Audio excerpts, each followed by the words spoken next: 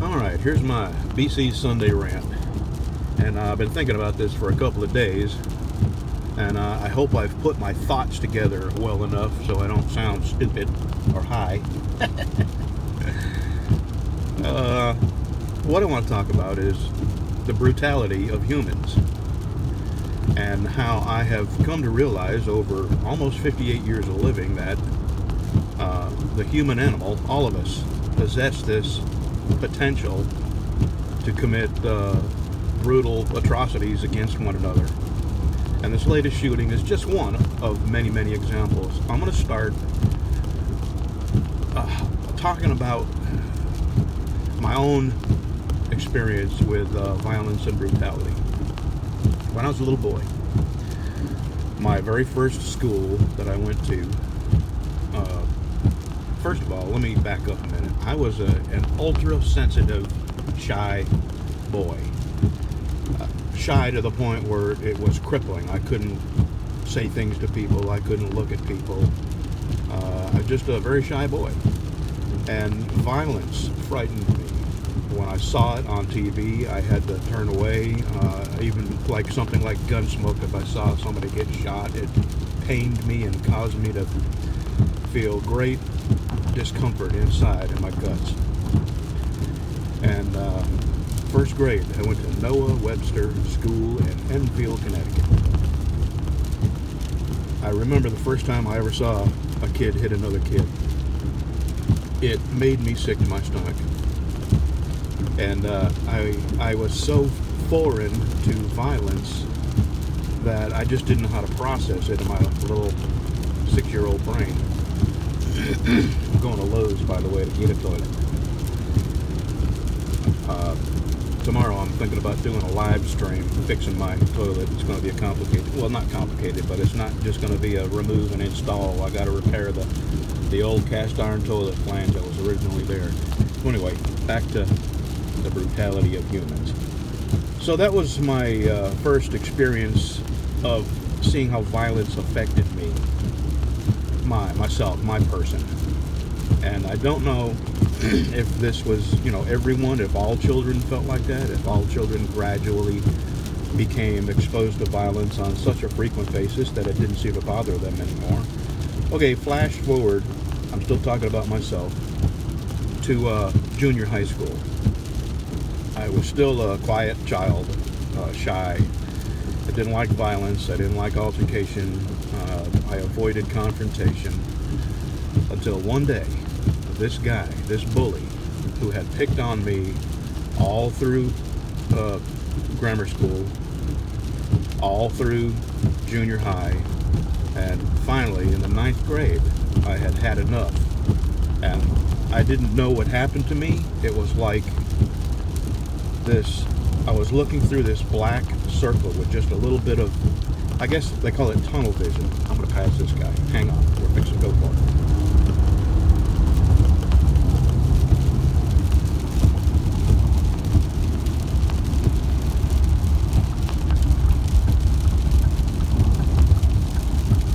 We did it. Anyway, I beat the ever-loving crap out of Lance Quinnell. And never again did anybody in school ever bully me or bother me. And all it took was beating the ever-loving crap out of one person. And that taught me a very important lesson. That bullies, and anybody who else is a bully, all you gotta do is hit one and they all scatter. Yeah, I was a real target as a child because I was quiet, because I was shy, and because I didn't like violence. I was picked on a lot until the switch was turned, and it scared me that I was capable of such incredible anger, violence, and to this day it scares me that I didn't intend to just beat him up. I was going to kill him dead. That's how far he had pushed me, and that's what happened when the switch got thrown in me. So this has not a whole lot to do with come on, turn, for crying out loud. It doesn't have a whole lot to do with the Parkland shooting down in Florida, but some. I gotta switch hands. I hope you can still hear me because I'm sort of covering up the microphone. Well, kids are creatures that learn from their surroundings. And that one bit of violence that I committed, changed my life forever. And I'm not proud of this, what I'm going to say next, but it is what it is. After that, I sort of got this power in me. I felt this power that violence could change things you didn't like. And I began to use violence to do things, to make people do things my way. And I became exactly the person that I hated and was frightened of as a child. And it was that way up until about the time I met my wife. I was 30. And I had just started settling down and beginning to really, well, this will get me demonetized, but I became a Christian at about that time. And I began to seriously reflect on my character and personality and things I didn't like about myself and the things I started feeling ashamed of and things I wanted to change. And it was at that time that I started really trying to change my violent nature. I stopped doing drugs, I stopped drinking, I even quit smoking. And it's been like that for 30 years now, 28. Excuse me. I'm going to take a sip of coffee. Give me just a second. 1 second. As soon as this car gets back, I'm going to be hands-free for just a moment. Actually, I'm steering with my knee.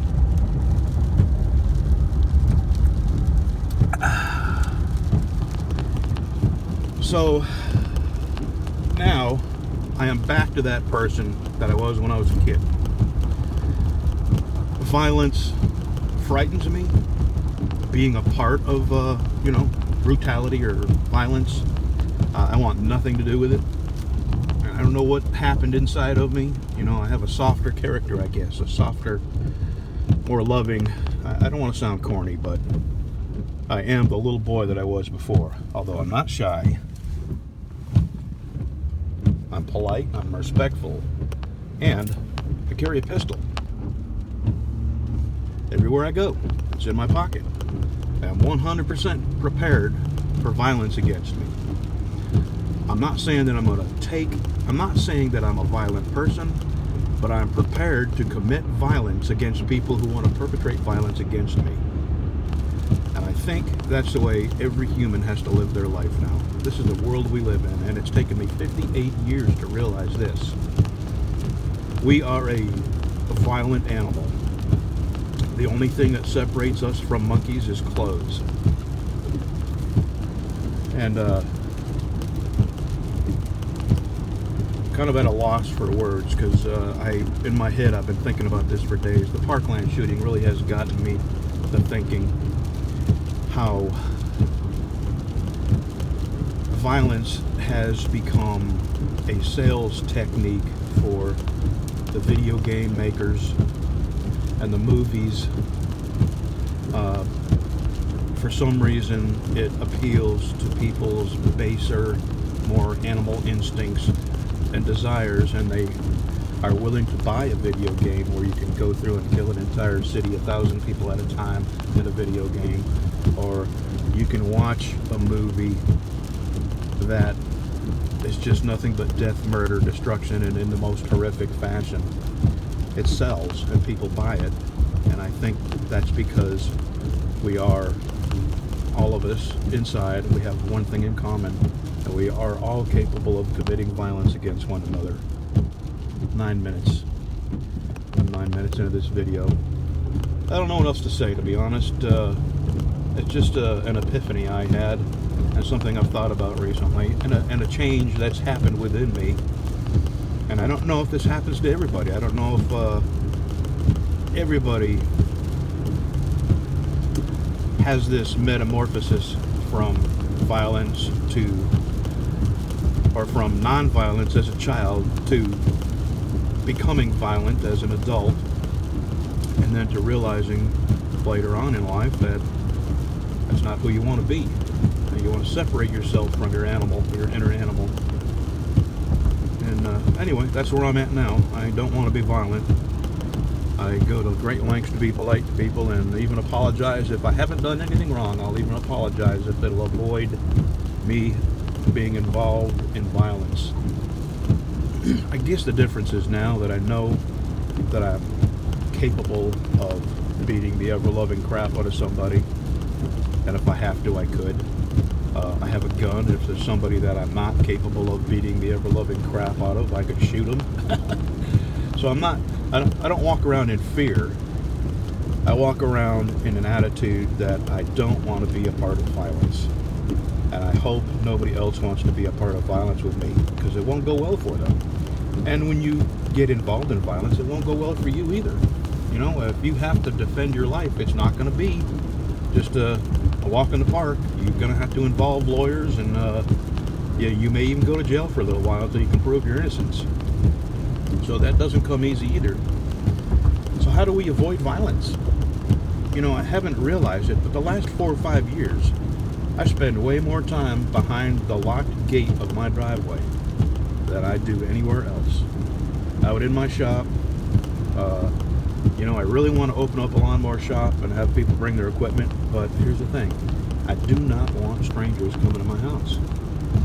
I can deal with it when I have something to sell, and I don't bring people to my shop. If I have something to sell, I put it in my driveway, and they come at a certain time, and I have a pistol in my pocket, and they don't see nothing that I have, and if they want it, they buy it right there in the driveway, and they're gone. That's the reason I don't hang a shingle and open a small engine shop, because I just don't want strangers coming to my house, because I don't trust people. They're violent. They're thieves. And that's just the way you have to live life now. 12 minutes. You'll listen to me long enough. Tomorrow I'm going to do a live stream. I believe I'm going to go ahead and do it.